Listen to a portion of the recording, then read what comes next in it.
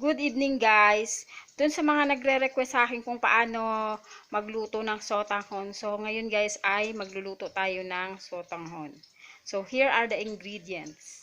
Meron tayo diyang pork, chicken, and hotdog. At syempre, yung ating main ingredients, sotanghon. Sotanghon noodles. Syempre, carrots, 1 piece of big carrots and guys. We have onion and garlic. Yan guys, sibuyas, saka bawang.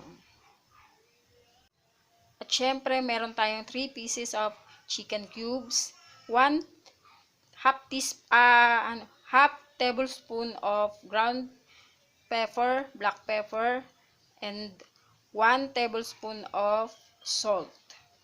So let's start cooking. 1 whole cabbage or repolyo. Isang buong repolyo yan guys. Bali, half kilo or 1 kilo of repolyo.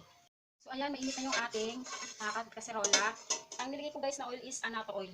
Annatto oil lang nilagay ko kasi para magkulay at syempre pangtanggal ng lansa. So unahin natin ng sibuyas.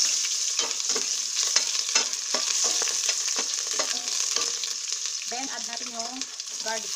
Hindi natin yung garlic kasi madami masunog ang garlic.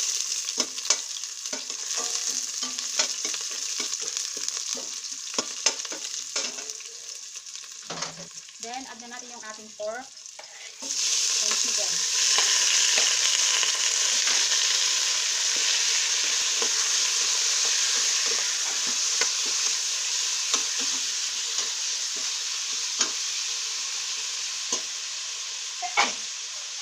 Add na natin yung salt saka yung ating pepper.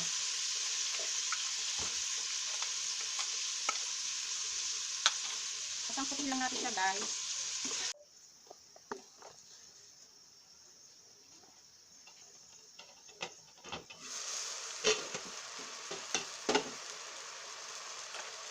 So, add na natin yung ating hotdog.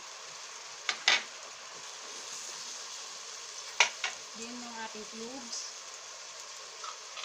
Ating carrots.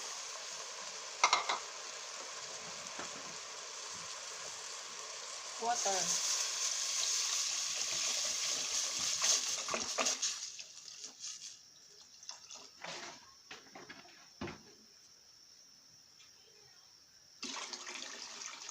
So, ayan guys, mga 2 liters of water. Hihintayin lang natin siyang kumulo bago natin ilagay yung ating sotanghon.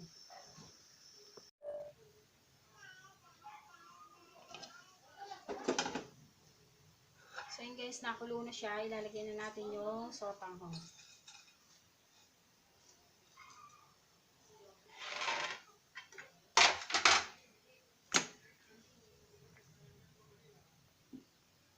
Takpan natin ulit. Hintayin natin siyang maluto. So, ayan guys, kulo na siya.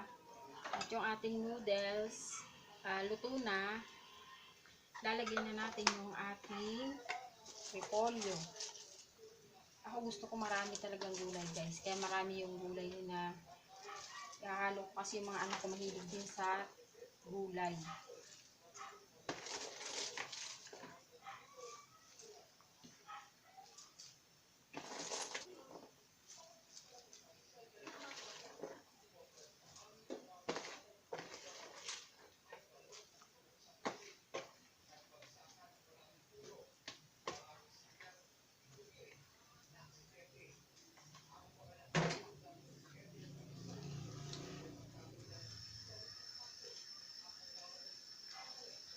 Sumobra sa dami yung aking gulay.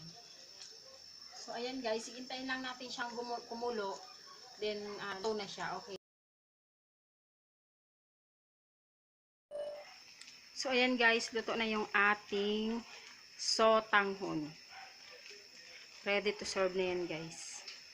So, guys, ayan na yung ating sotanghon. Sarap to guys, lalo na kapag malamig yung panahon.